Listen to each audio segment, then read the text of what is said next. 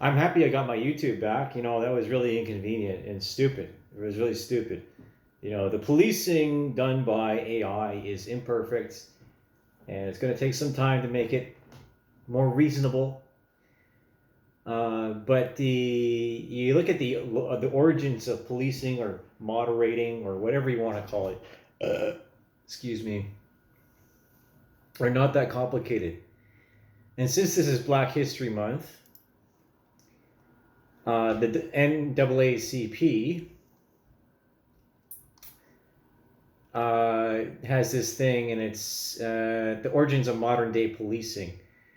And I trust what they say because things changed, right? They definitely changed because after of course we use the Americans as an example, whereas the RCM the origins of the RCMP have already talked about in Canada, because that's another thing I can open up here is the origins of the RCMP. This is Sir John A. Macdonald's, I think.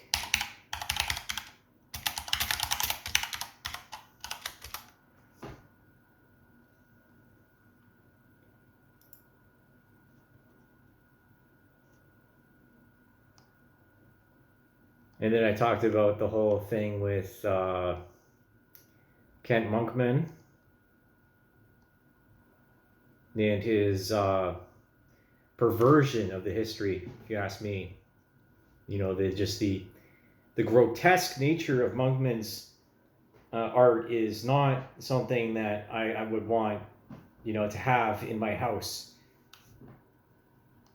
But that's kind of the point of his art, is the fact that it's so grotesque, and it's like this cathartic experience for him. I bet you he's probably experienced some sort of domestic, if not sexual abuse in his life, considering the statistics I cited earlier today at like over 50% of Native people having experienced it. Okay.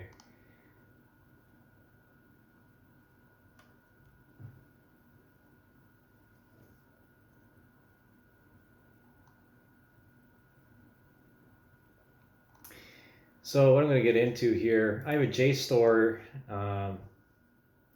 Let's see. The other one is police and union busting.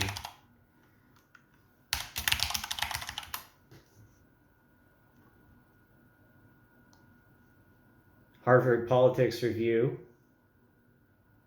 August 9th, 2020, anti-union violence. Old school union busting, how U.S. corporations, this is from The Guardian.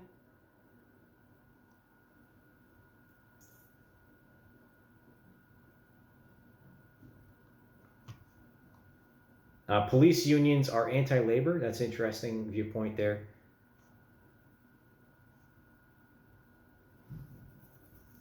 But really, if you look back at in industrialization, let's look at this, right? And industrial north of England, 1777 to 1877, the control of labor at work and in the streets. It's a book it's an article. Discusses the activities of a private policing agency, the Worsted Committee and their inspectorate, and the development of public policing in the West Riding of Yorkshire in the industrial north of England. It asks, how did a private agency, which was designed to regulate private space, and a public body, which was supported to protect public order in public spaces, find a working partnership in the mid to late 19th century? How successful was this unofficial arrangement? What were the consequences that flowed from the notional partnership for the development of policing in the West Riding and for the control of labor in the workplace and in the streets?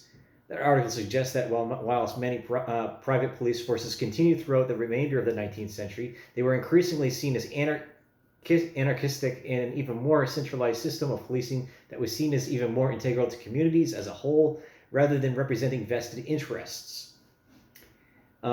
So what this really is saying is that, it was a difficult, and any kind of pioneer is going to experience some pioneer movement or organization or person is going to experience a lot of growing pains and assaults on the integrity of that person or the organization. And right now, I'm not exactly happy with law enforcement, considering, what's going on and the manipulation that's going on in the background. And that has been cited and documented by lawyers all over the place. And the one that I favor is, of course, Diana Davidson on YouTube here, along with a Runky. How you doing, Legolas? Um, this is, you have to be able to defend yourself from the police, because they are a self-contained unit, or some people would call them gangsters. And so when the police come after one of their own, like me, of course I'm going to be a little pissed. If you consider me like a law professor, or some, a law, again, my research skills come from university and from high school. All of the essay writing and citations, and building things like a sandwich, the creative writing, the sociology, the psychology, and then putting it into practice within cadets. I have a lot more experience than people give me credit for when it comes to dealing with people and conflict resolution. And again, I was a security guard for a short period of time when I was like 19 or 20 years old, in the summer that my eldest sister got married. And I came to that position through my commanding officer, from not my commanding officer, my flight, I don't know what to call it, my platoon officer at Borden in 2004. He connected me with another veteran, and who had this security company. We did our training in Centralia. I remember that.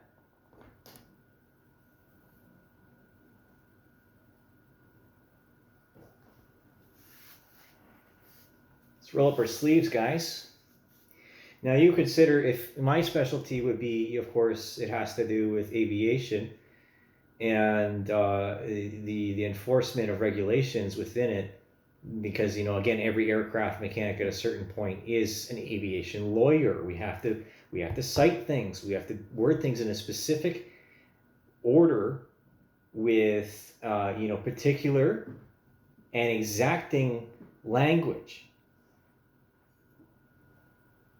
in order to sign off a maintenance release, right? Okay, so that we've done our due diligence as per this citation in the SRM 510104, or whatever it is, rivets, fasteners, sheet metal materials, whatever it happens to be.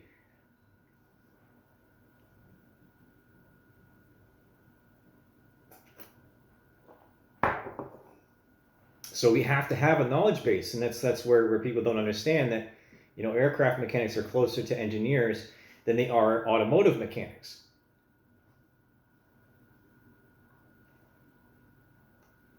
And the origin of the police, of course, has to do with the industrialization. Again, this is what we're talking about here.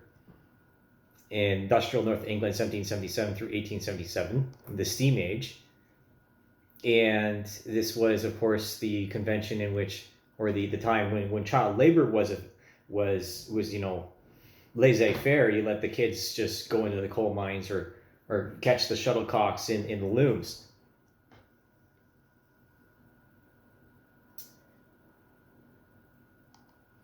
And so if we're going to jump forward to policing in the United States, as it is this article from the New Yorker, The Invention of the Police, by Jill Lepore, July 13th, 2020. Now, naturally, depending on the person, Jill, staff writer since 2005, she's an award-winning writer.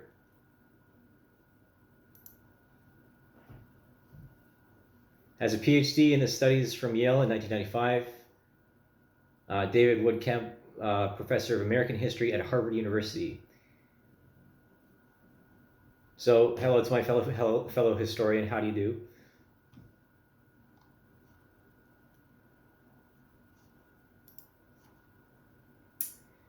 So union busting, and then singling out of particular targets Because here's the thing: is that we're all vulnerable to making mistakes, and the thing is that everyone has inherent biases, and policing changes with the culture, and hence why this cultural Marxist movement, which originates out of Jewish communism, quite frankly, is disruptive, it's toxic, and we don't need it. Okay, which is one rule of law for everybody, no exceptions.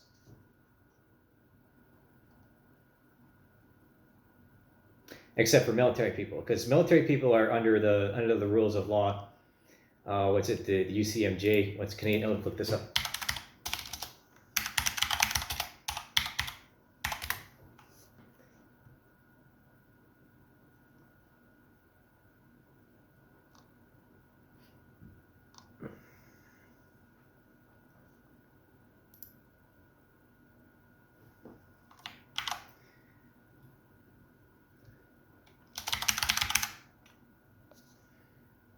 Where is it?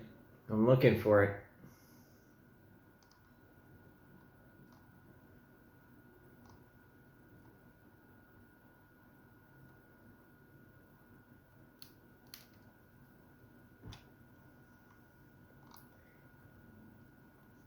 Office of the Chief Military Judge. Hello, sir or ma'am. You know, I used to be really nervous about contacting these people, and even when I get acknowledgement on through messaging, when I see the read icon, I'm still a bit jumpy.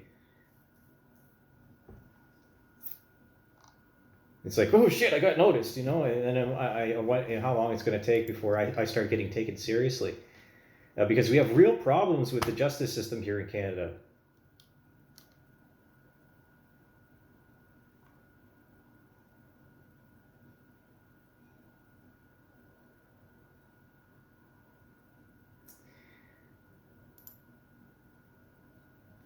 Okay, so in Canada, it's called the Code of Service Discipline, so the CSD, which is Part 3 of the National Defence Act, the NDA. Now, so this is, again, in going around about what Reacher says in the second season, you know, the military doesn't need search warrants. All they need is reasonable doubt, right? They need a witness and of the act. Let's see. So let's go look up arrest warrants. The CSD, which is found in Part 3 of the NDA, is a statutory foundation of the Canadian military justice system. It sets out disciplinary jurisdiction, describes service offenses, punishments, powers of arrest, and the organization and procedures for service, tribunals, appeals, and post-trial review. Because in the case of being on deployment, the commanding officer is the judge. And then again, according to your rank, you either get judged by a panel of NCOs, NCMs, or officers. Summary trials, court martials. So when something gets in the way of the judiciary system, even with cadets, you know, if it's just a straight up judgment and dismissal, that's not fair, now is it?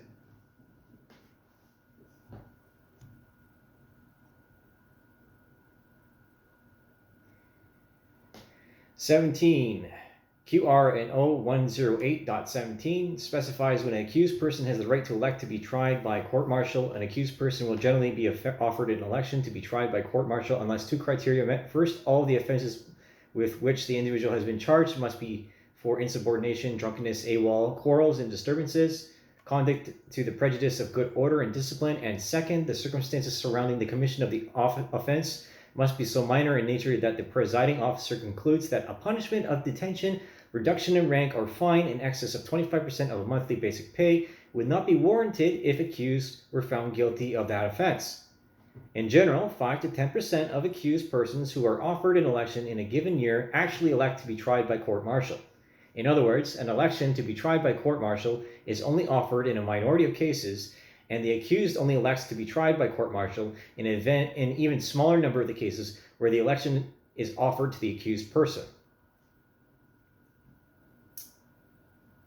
So in other words, they have the rights to change the punishment according to the situation. So a reasonable charge for a reasonable offense, and that must be followed through with.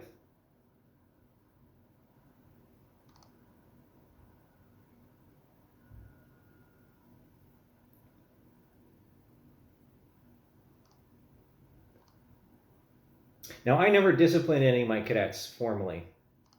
I never wrote them up. I never gave them chits.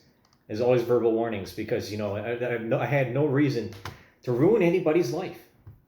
I had no reason to do it. Well, there's over something silly like being late, or a uniform violation and something like that. Like that's where the power tripping comes into play. And I don't stand for that. I don't like abuses of power. And so the abuses of power that gay police officers, again, they get to a position of power in which they are resting on their laurels, and they know that they have allies around everywhere that will cover their asses. It's in the same kind of scenario in which the police were selecting and being discriminatory towards black people in the age of slavery. This is the same behaviors, right? Abolish the police as a rallying cry dates to 1988, but long before anyone called for its abolition, someone had to invent the police. The ancient Greek poli had to become the modern police. To be political, to live in a poli, means that everything was decided through words and persuasion and not through force and violence. Again, democracy, so demo, many.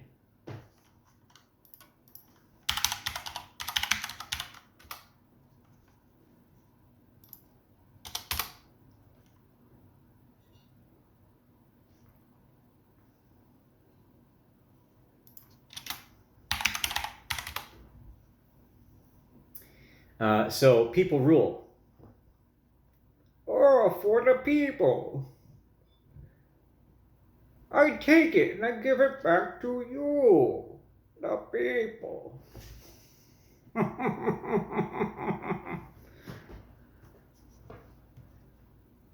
Spoils of war. I love that character. He did a really good job, even though you make fun of it because he's just so comedically intimidating. The only thing that you can do is nervous laughter in the face of Bane. You think this gives you power over me?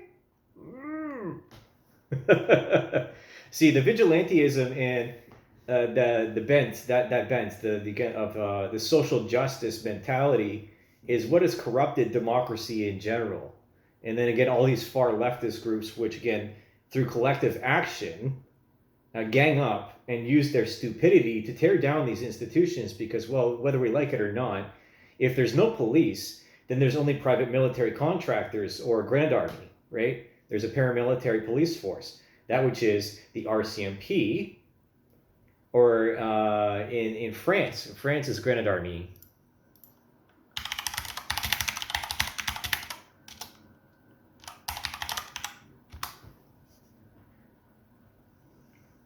So in France is Sûreté Nationale.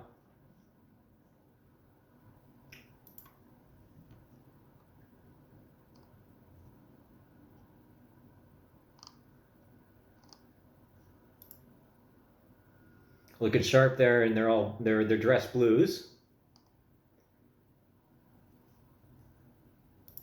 So what's the symbology of blue?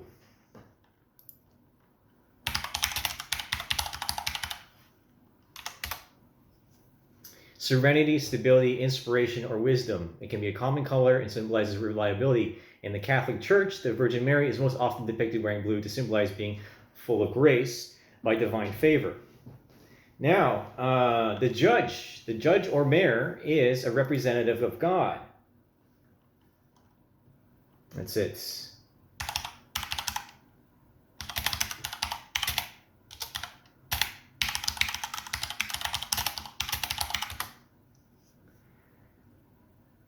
So that doesn't mean we live in a theocracy. So your worship.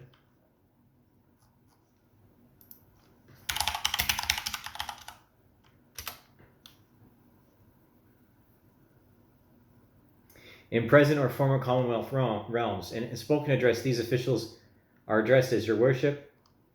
What does it mean? Honorific style of address. And I already went over this. I went over this with the history of propaganda and having to address my criminal harassment bullshit.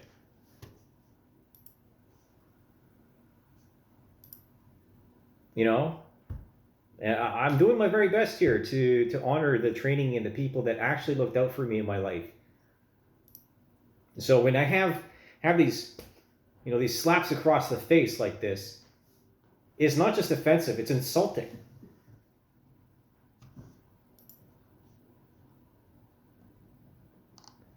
Clear conflict of interest. This is from Ben and Jerry's.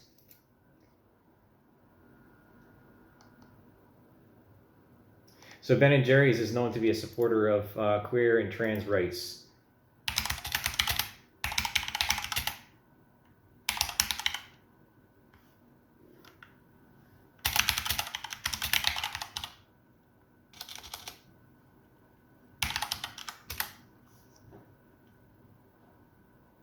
Ben & Jerry has a long and proud history of commitment to social justice, including LGBTIQ rights and marriage equality. This commitment is grounded in our company's core values, which include a deep respect for all people and an unshakable belief that everyone deserves full and equal civil rights. But it doesn't work like that anymore because of decentralized networks through the internet, through Discord, Twitch, YouTube.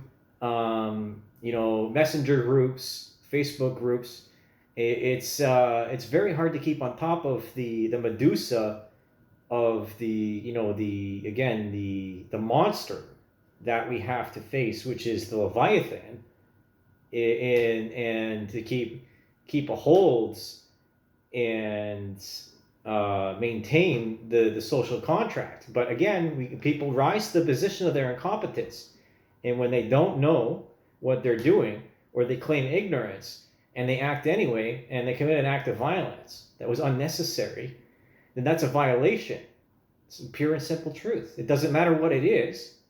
It's a violation of the social contract. And by those means, if you violate the social contract as a police officer, dismissal, in my opinion. Dismissal. You're going to get, put you off to the sideline for a while, with pay, that's what's reasonable. You can go to detention, get some community service, and take that gun and badge off you and let you be on the other side of the law for once.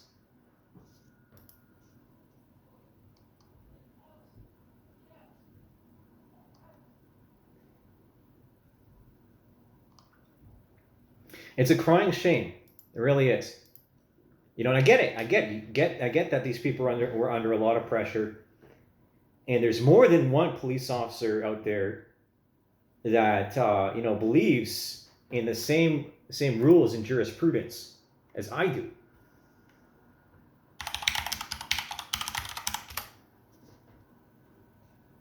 And again, jurisprudence is the philosophy and theory of law.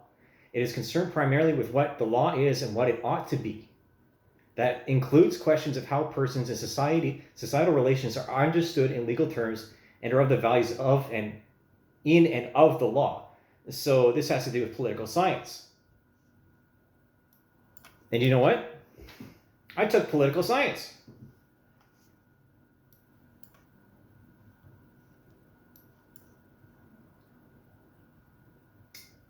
I graduated.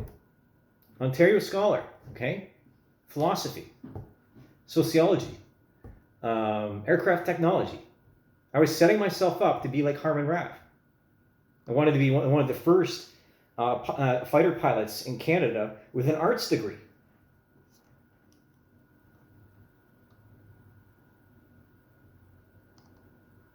And I didn't want to have to do anything with this stuff, or fighting the stupid, psychotic gay people, quite frankly, and their allies, because I knew I would get murdered in the public sphere. I would get absolutely murdered.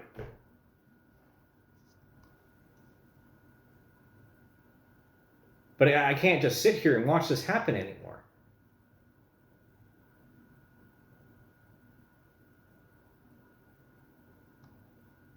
Because the day is going to come. I know there's people out there that predicted this, or that have, or were predicting this. I will wear a uniform again. I will wear a uniform again, and I will police the police.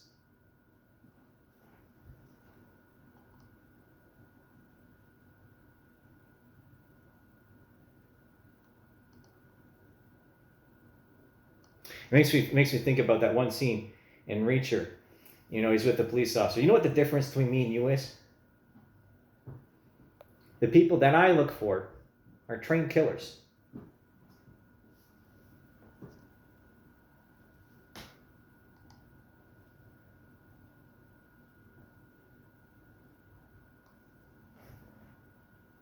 There's a picture of me at the art show. It may not have any significance, but I still sat inside the hall here at Western University, like the law faculty. All my life experiences don't change who I am. It galvanizes me.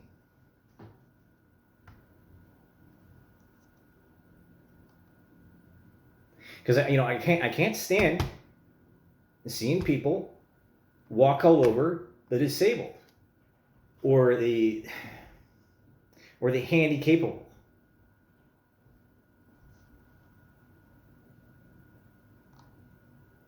And I don't like it. I don't like how the industry the aviation industry turns contractors into scapegoats, or treats, this came up in conversation when I was in Trois Rivières, the treatment of an employee versus one of the other contractors, and he says to him, you're my slave.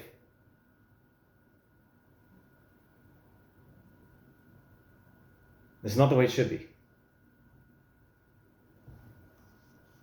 We all have rights in this country. Or at least we did.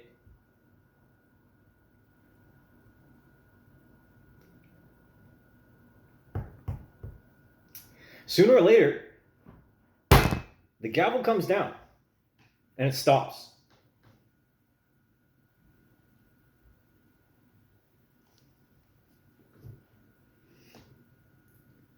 So my question is to you, the viewer, what society do you want to live in?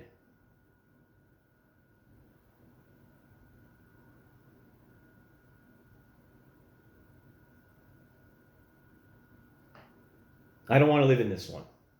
So I have to do something about it. And so do you. Okay. Thanks for tuning in. We're going to keep this under a half hour. Let's call it it's going to be, volume 4, History of Propaganda, Policing and Jurisprudence.